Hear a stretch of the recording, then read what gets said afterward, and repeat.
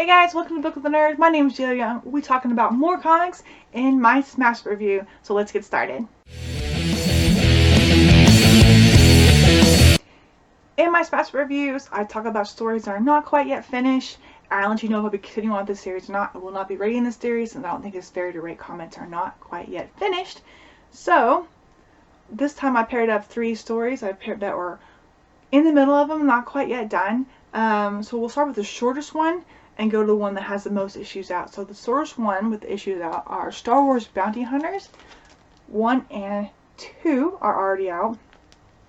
Here we follow a group of bounty hunters, and it starts off in the past, setting up the events, and they are portrayed by one of their hunters, and things go bad.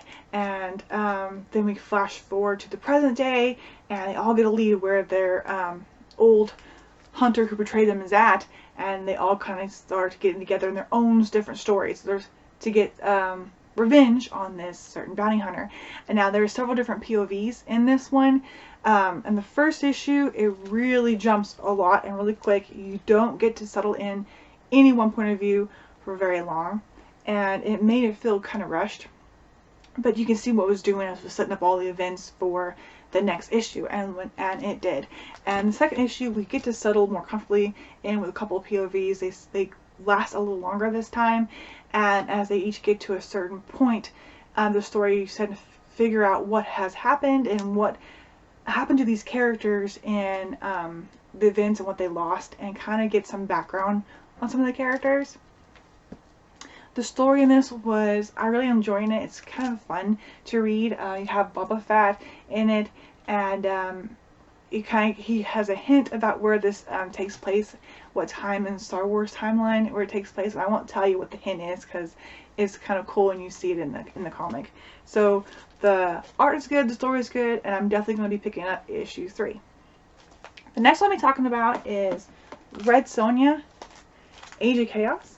And what it is Dynamite and Chaos teamed up, and you have the Chaos characters are going to this museum that has Gath's amulet, and they all start fighting for control of the amulet, and then something happens and a giant explosion, and then they get sent back in the past, and then it shows Red Sonja. She throws the amulet into the ocean to finally be done with Gath, and unfortunately it doesn't get to work out that way.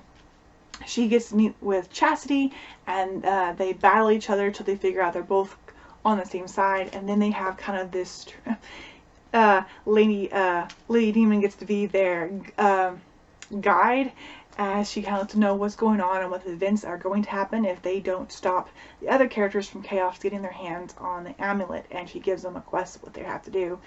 And Red Sonja is not too happy about what she has to do with the amulet, and I won't spoil what happens, what she has to do.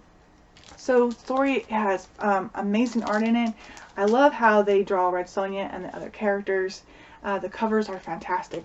The story is very interesting, and it does a really good job of comparing these two different characters from different universes together.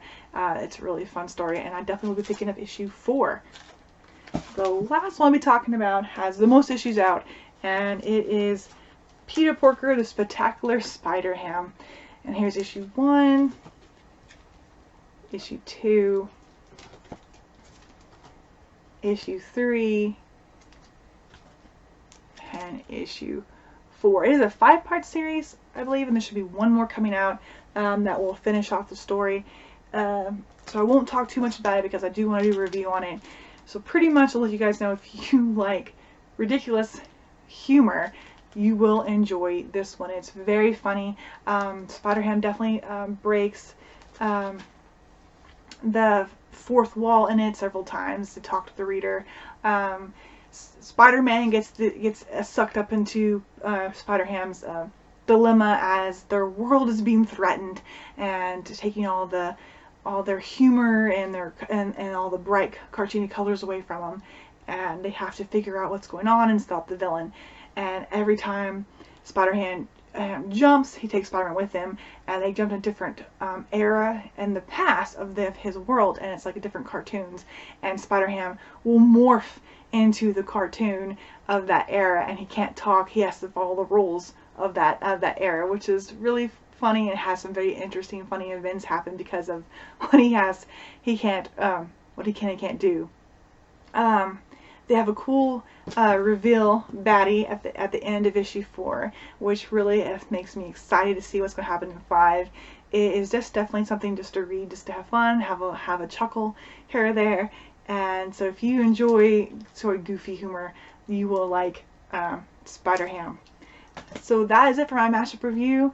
Have you guys read these comics? If you have, let me know what you think about them in the comments below, and I'll talk to you guys next time.